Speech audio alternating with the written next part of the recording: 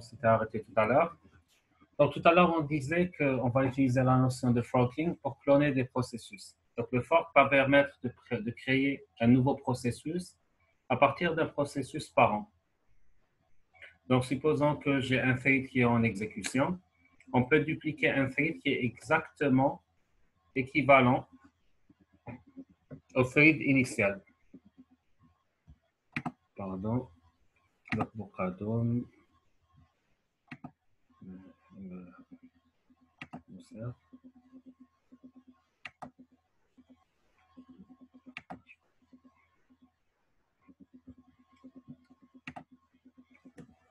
Donc, il faut savoir que quand on va utiliser la commande fork, donc, elle va retourner 0 comme chez l'enfant pour dire, voilà, ça c'est l'enfant. Et chez disons, le processus parent, elle va tout simplement retourner le PID de l'enfant chez le processus parent pour que le processus parent puisse identifier l'enfant. Il faut savoir que toujours, les PID de l'enfant et du parent sont toujours différents.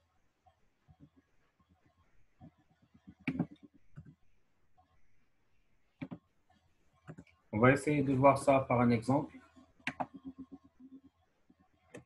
On va créer un premier dossier.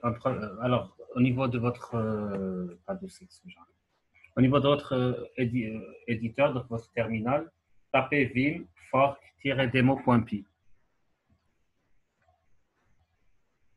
Donc, on va ouvrir un nouveau fichier qu'on va appeler fork-demo.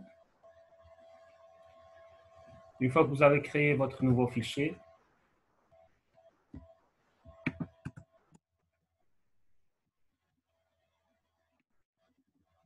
alors, toujours la fameuse ligne traditionnelle, dièse, point d'exclamation, users, bin, ONV, Python.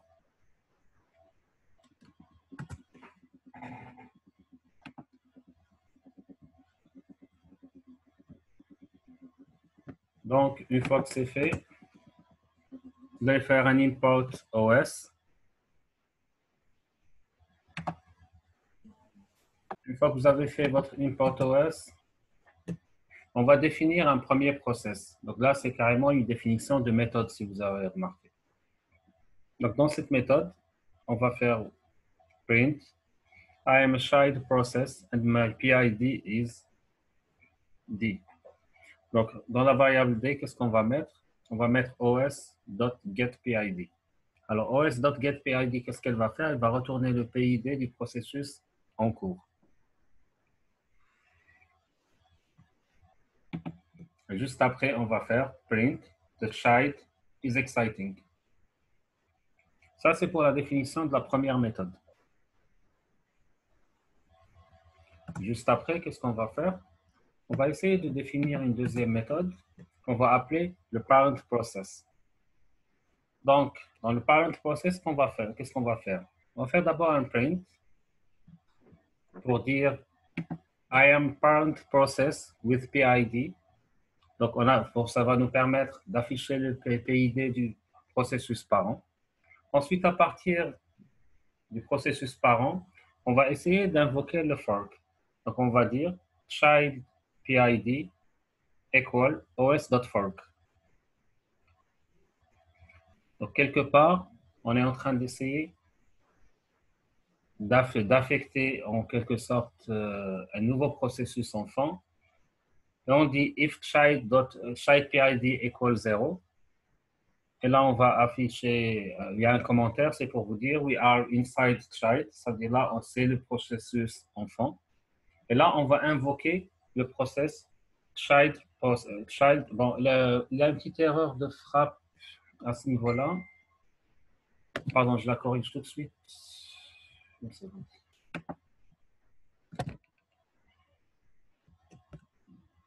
Alors, à ce niveau-là. Donc là,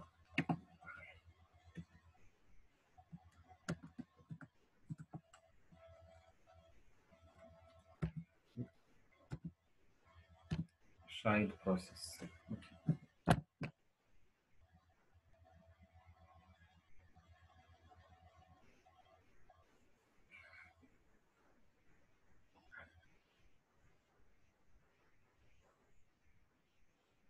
Alors, Monsieur Bokradom, vous êtes bien un peu en retard, donc vous n'avez pas assisté au début. Donc, ce qu'on disait, c'est que l'OS.fork permet de créer un process enfant à partir d'un process parent. Donc, comme vous le voyez dans le programme ici, on dit if child PID equal 0. Donc là, on est dans le processus enfant. On va lui dire child, lancer le process child, donc celui qu'on a défini à ce niveau-là. Sinon, donc si on n'est pas dans le processus enfant, donc si le child PID n'est pas égal à 0, c'est qu'il a une valeur. Rappelez-vous ce qu'on avait dit avant.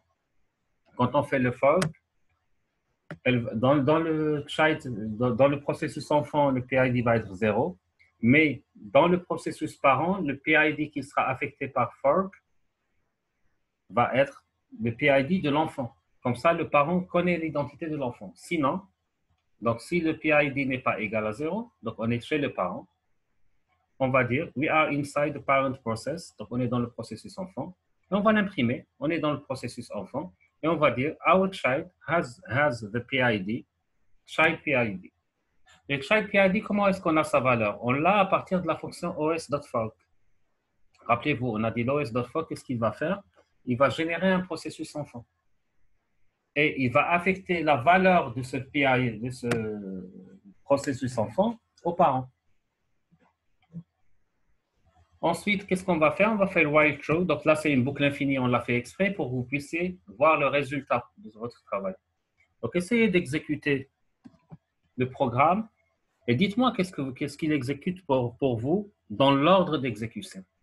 Est-ce que vous allez commencer par le processus enfant ou bien par le processus parent?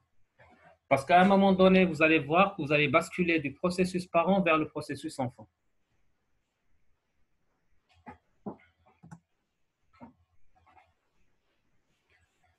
Et à la fin, qu'est-ce qu'on va faire?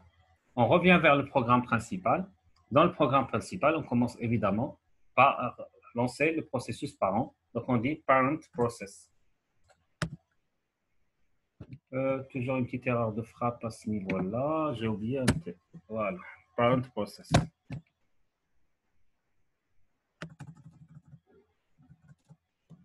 Donc, voilà votre programme.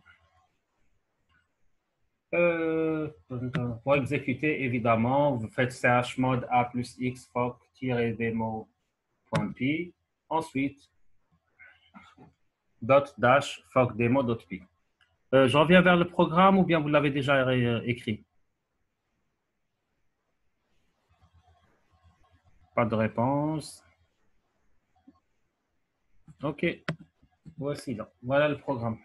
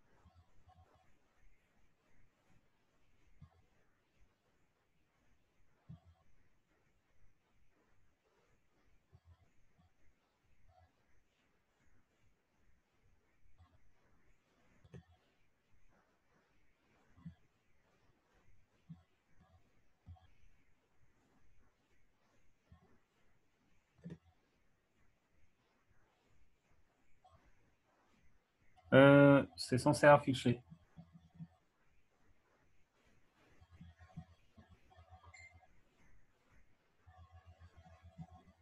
Si ça n'affiche rien, c'est que vous avez fait une erreur quelque part.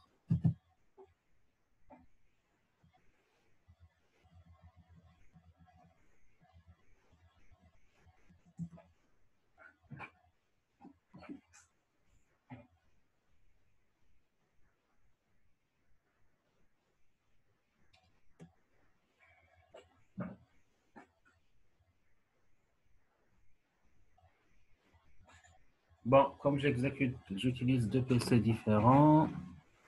Voilà, Lucie, vous avez eu le bon affichage.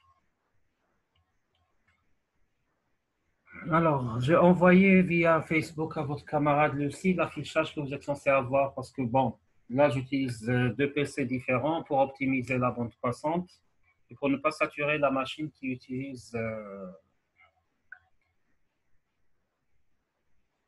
Zoom. Donc, normalement, au départ, vous allez avoir I am the parent process with PID avec l'identifiant de votre PID. Ensuite, vous allez avoir we are inside the parent process. Ensuite, our child has the PID et vous allez avoir le PID de votre enfant. Pour la suite, vous allez avoir I am the child process and my PID is. Après, vous allez avoir the child is exciting. Alors, show is not defined. Alors, vous avez dû faire une erreur quelque part, soit vous n'avez pas mis les deux points, soit plus bas, vous n'avez pas mis la tabulation.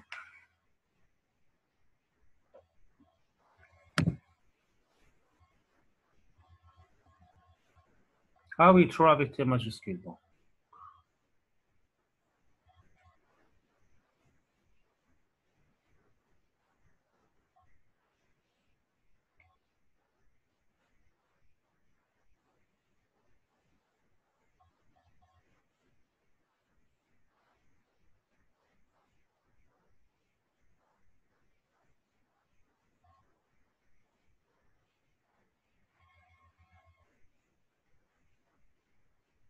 Alors, pourquoi est-ce que vous avez cet ordre d'affichage I am parent en premier? Parce que là, le programme, quand il va s'exécuter, il va commencer par lancer l'instruction qui est tout à fait en bas, qui est dans le programme principal, donc parent process. Donc, vous allez lancer la méthode parent process. La première instruction que vous avez dans parent process, c'est quoi? C'est I am parent process with PID. Et vous allez avoir le numéro de PID. À mon niveau, c'est 1703. Une fois que vous avez fait ça, quelle est l'instruction suivante? C'est child PID equal os.fork.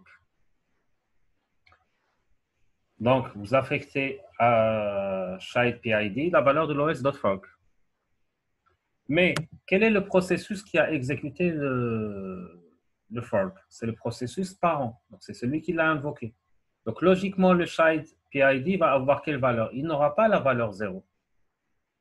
Il aura la valeur, comme on l'avait dit tout à l'heure, du PID de l'enfant. Donc, automatiquement, vous allez partir vers le else. Et là, vous allez afficher print we are inside a parent process. Automatiquement, il va vous dire our child, juste après, our child has the PID avec le PID de votre enfant, qui est de 1704 à mon niveau. Une fois qu'il a terminé le else, il va faire quoi le premier process? Il va aller vers, normalement, le while true. Mais en partant vers le while true, le premier process c'est terminé, automatiquement, l'autre process va se lancer. L'autre process qui est qui? Qui est le child process. Et qu'est-ce qu'il va vous afficher? Il va vous afficher tout simplement I am child process and my PID is et the child is exciting. Et bien sûr, le programme ne s'arrêtera pas. Pourquoi? Parce que vous avez la boucle infinie. Donc, automatiquement, pour l'arrêter, vous allez devoir appuyer sur CTRL-C.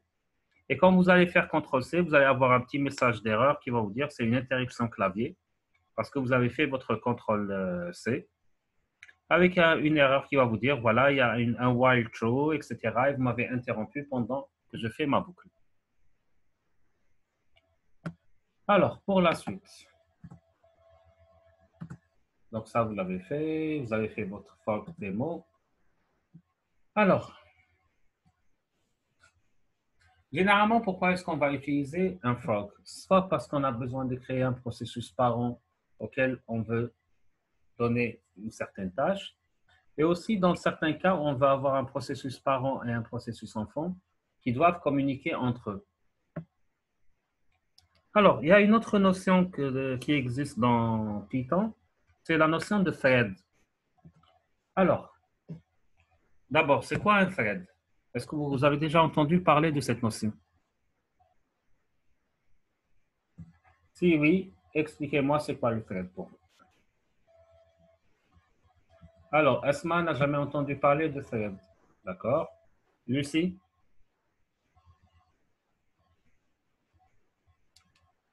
Ou bien Khofash. Alors, vous lisez beaucoup généralement. Alors, pour vous, c'est quoi la notion de thread? Basculer tous les processus entre presque. Alors, Lucie, dans quel sens vous avez entendu parler du thread? Alors, effectivement, le thread peut être appelé il peut être appelé light process. Hossam.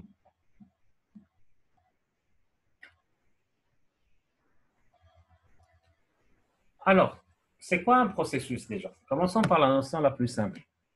Tout à l'heure, vous m'avez dit un processus, c'est tout simplement un programme qui est en cours d'exécution. Maintenant, un thread, c'est quoi? C'est une instance d'un programme en cours d'exécution. Il faut savoir que quand on est au niveau du processeur, on peut avoir ce qu'on appelle aussi live process ou bien une suite d'instructions atomiques. Donc, ça peut avoir plusieurs noms, qui signifie tout simplement que c'est une portion de code qui est en train de s'exécuter, mais qui a une exécution unique. Un process peut s'exécuter à plusieurs reprises, peut créer plusieurs instances de lui-même. Une des instances de ce process, on l'appelle généralement un thread. Donc, vous pouvez voir le thread tout simplement comme étant une instance en cours d'exécution. Donc, il faut savoir que le langage Python a certaines limites. Généralement, l'une des limites, c'est ce qu'on appelle le verrouillage de l'interpréteur global de Python. Donc, Python a été fait de telle manière à n'autoriser qu'un seul thread à s'exécuter à la fois. Donc, c'est vrai que vous allez avoir ce qu'on appelle des bibliothèques de calcul intensif ou bien des bibliothèques de performance qui vont essayer de contourner cette limitation. Mais si on ne fait pas appel à ces librairies pas un peu particulières, en général, vous n'allez pouvoir utiliser qu'un seul thread. Donc, si vous souhaitez que votre application puisse essayer d'optimiser, disons, les ressources d'une machine multicœur, parce que je pense que pour la plupart d'entre vous, vous avez des processus octacœur ou bien quadricœur ou autre. Donc, là, on va vous conseiller d'utiliser ce qu'on appelle la notion de multitraitement. Multitraitement, ça veut dire quoi? Ça veut dire tout simplement essayer de faire des traitements en parallèle, mais pas en se basant sur la notion de thread.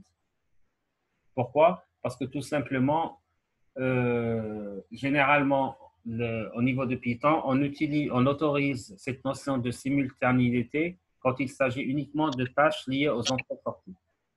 Par exemple, si vous avez des lectures sur le réseau, une écriture sur le disque, là, on pourra utiliser la notion de thread au niveau de Python. Par contre, si on veut les utiliser ailleurs, c'est une notion qui n'est vraiment pas du tout très utile et qu'il est très fortement déconseillé d'utiliser. Alors, Lucie me dit, vous pouvez répéter, s'il vous plaît, le son s'est coupé un petit moment. Il s'est coupé à quel moment?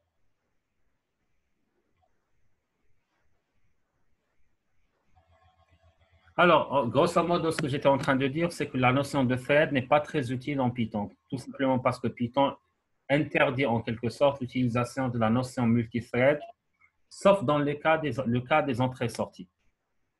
C'est pour cela qu'on vous dit que c'est quelque chose qu'il vaut mieux éviter en utilisant le langage Python. Alors, ceci dit, on peut toujours les utiliser en termes d'entrée-sortie.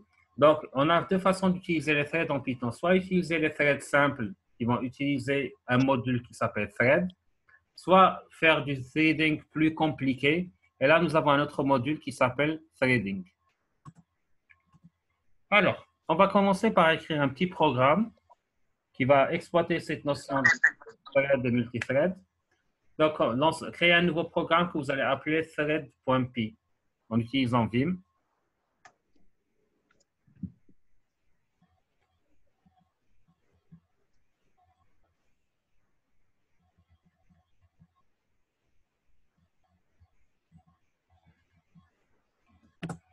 Ensuite, la fameuse formule user /bin /env -python.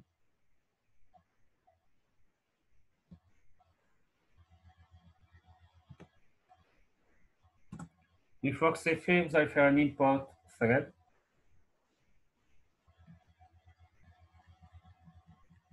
Ensuite, on va faire un import style.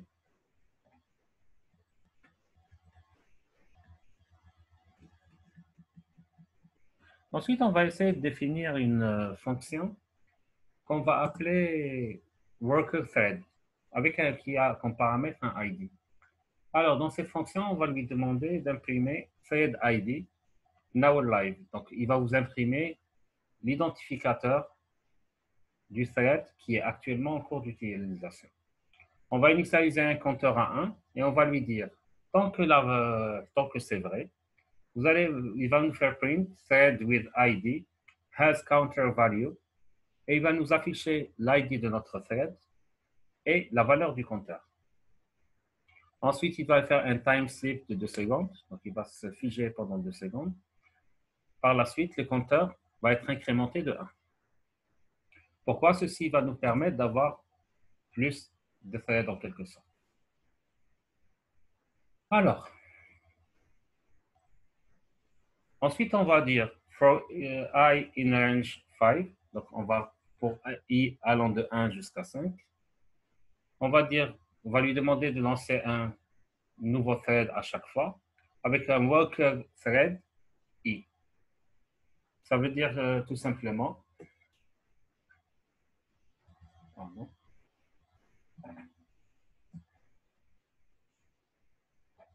Ça veut dire tout simplement, on va essayer de lancer chaque fois un nouveau thread. Il faut savoir que dans l'absolu, ce qui se passe, c'est que quand on lance plusieurs threads, réellement, ce n'est pas réellement du parallélisme. La machine, qu'est-ce qu'elle fait? Elle essaye d'exécuter une instruction de chaque programme, ce qui va vous donner l'impression que c'est du parallèle. Or, ce n'est pas réellement des instructions qui s'exécutent en parallèle, mais c'est des instructions séquentielles. Et ce programme va vous démontrer ça d'une manière, je pense, un peu plus claire. Donc, là, je vais faire un print main thread going on infinity wait loop. Ensuite, on va faire une boucle infinie qui va nous permettre de voir le résultat. Alors, essayez de faire l'exécution de votre programme.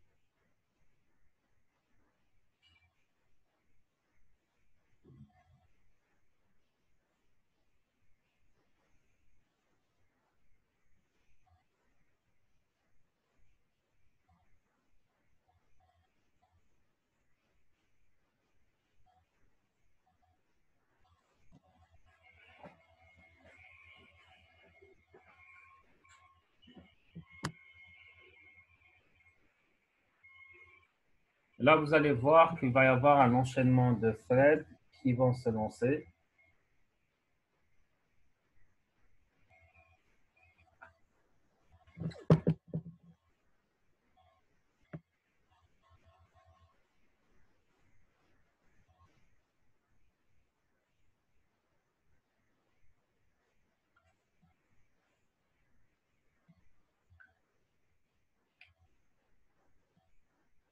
Alors, au début, logiquement, vous allez avoir main thread going for infinity wait loop qui va s'exécuter en premier.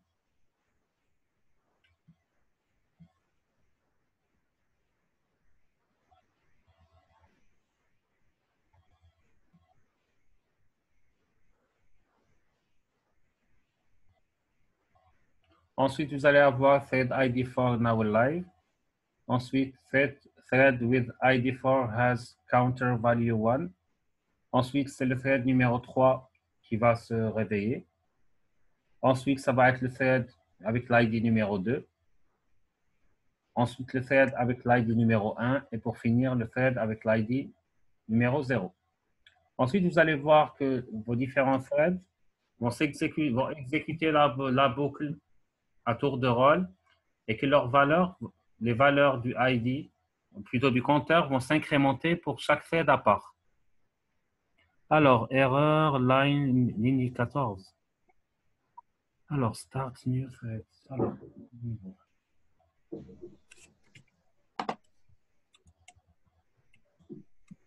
Alors, c'est thread.start underscore new underscore thread, worker underscore thread, virgule. Alors, entre le virgule et la parenthèse, là où il y a le i, vous devez laisser un espace.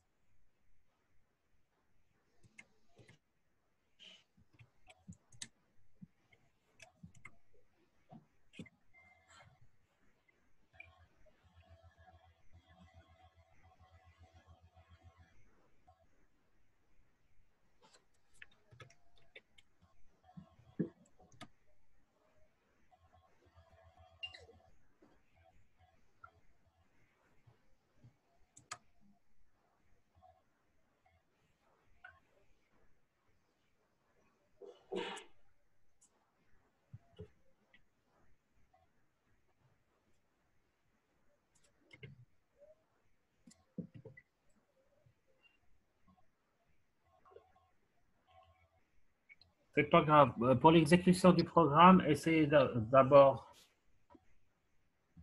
de l'exécuter à votre niveau et vous allez voir que vous allez avoir le même résultat que moi.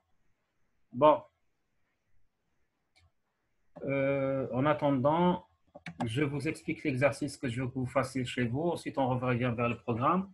Donc, en vous basant sur ce que vous avez appris maintenant, vous devez réaliser un programme qui va scanner les ports en utilisant le multithreading. Ça veut dire quoi? Ça veut dire qu'il va utiliser cette notion de plusieurs threads qui se lancent en parallèle. Pour le type de scan, je vous demande d'utiliser un scan SYN. Je ne vais pas vous donner les commandes, ni vous expliquer comment faire un scan. Je vous laisse faire vous-même la recherche et vous avez pratiquement une semaine pour m'envoyer le résultat. Donc, votre programme, alors je répète, ceci est un test. Le programme doit me parvenir avant le prochain cours. Je ne vous fixe pas un deadline, ça veut dire qu'au moment où on fera le cours, si je n'ai pas reçu votre mail, c'est un 0. Donc, ça vous laisse pratiquement une semaine. Et probablement, le prochain cours, on va le faire la semaine prochaine à la même heure, donc à 18 h. Alors, oui, le même. Hamada, je n'ai pas compris ce que vous vouliez dire par oui, le même.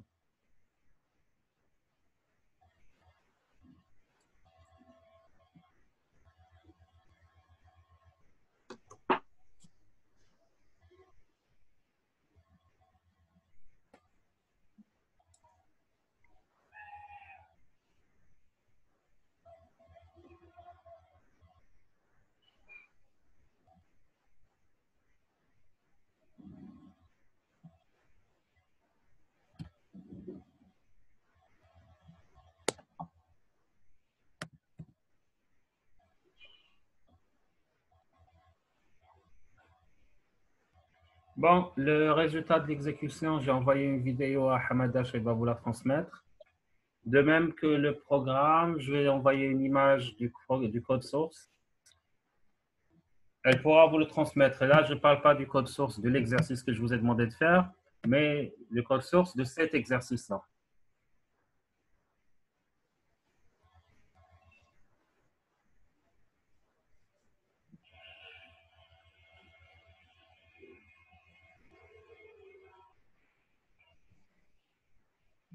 Monsieur, vous pouvez répéter l'explication sur l'exécution de ce script? Alors, l'explication que je vous ai donnée est la suivante. Alors, je vous avais dit qu'au démarrage, vous allez voir que l'exécution, elle va commencer par vous exécuter au départ l'instruction qui fait main thread going for an infinite wait loop. Donc, le print que vous avez à la fin. Pourquoi est-ce que vous allez avoir le print que vous avez à la fin? Parce que d'abord, l'exécution va commencer à partir du for I in range 5. Ça veut dire qu'il va faire cette boucle. Cette boucle, qu'est-ce qu'elle va faire?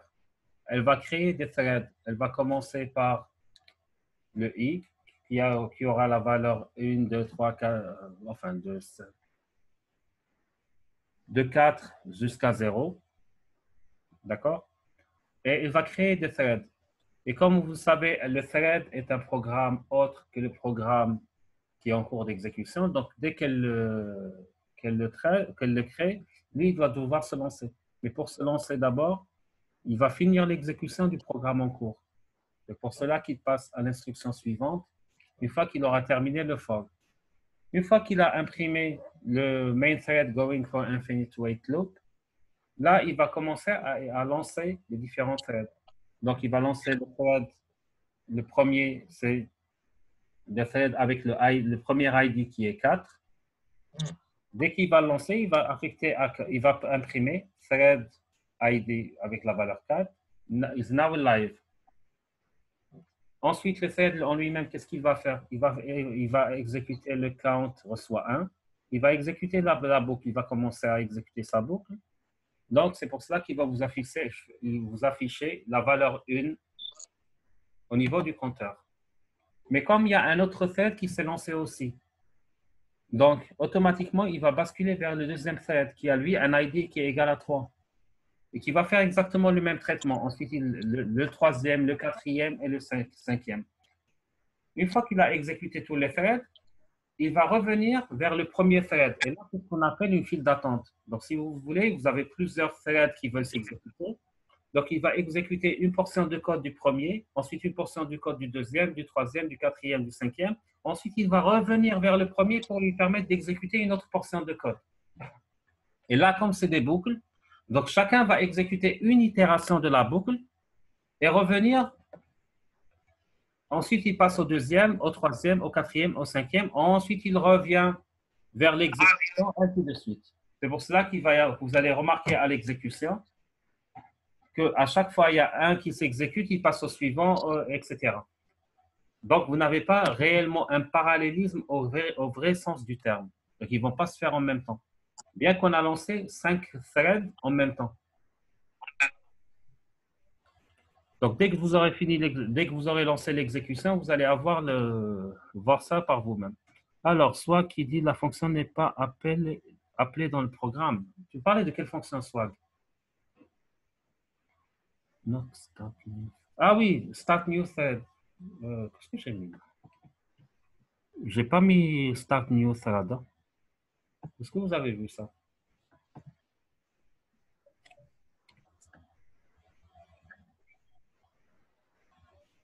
Bon, je ne sais pas d'où est-ce que vous avez ramené.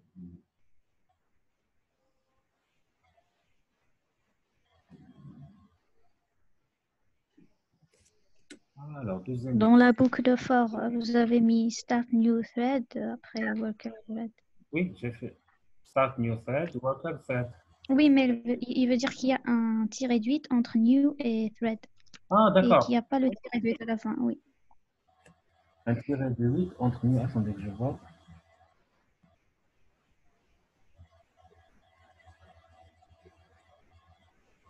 Ah oui, il y a un tiré de 8 que j'ai oublié, effectivement.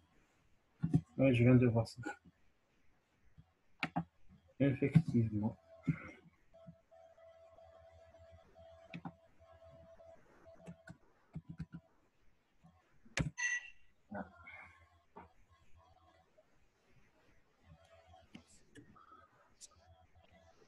Et pas de tiré de 8 à la fin. Ou à la fin. Si. Worker Thread, il y a un tiré. Non, non, Ah oui, avant la parenthèse. Effectivement, oui. Voilà. Erreur de frappe. En tous les cas, Hamada, je vous ai envoyé l'image du programme que j'ai exécuté sur l'autre machine. Vous pouvez la partager à vos collègues, comme ça leur évitera les erreurs de frappe qui sont apparues au niveau du PowerPoint. D'accord. Bon, sur ce, je vous dis qu'on va arrêter là pour aujourd'hui. D'accord? Donc, on se verra la semaine prochaine. Et pour toutes vos remarques, vous pouvez les envoyer, ou bien que ce soit l'exercice, ou bien vos questions à l'adresse usth_gtr@outlook.com. Bon, l'adresse sur laquelle vous avez l'habitude d'envoyer, d'accord? Sur ce, Monsieur, pour l'exercice que vous nous avez donné, oui, vous nous demandez simplement de scanner les ports, c'est tout.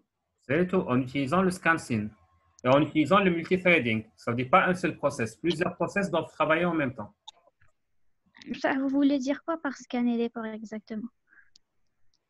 Alors, scanner un port, c'est quoi? C'est vérifier si le port est ouvert ou fermé. D'accord. Okay. Voilà, en utilisant un ScanSyn. Normalement, je pense que vous avez vu Ok. ça en réseau, les SCANSIM, non? Euh, Ben, si vous ne les avez pas vus, ce sera l'occasion pour vous de vous documenter. mhm. D'accord?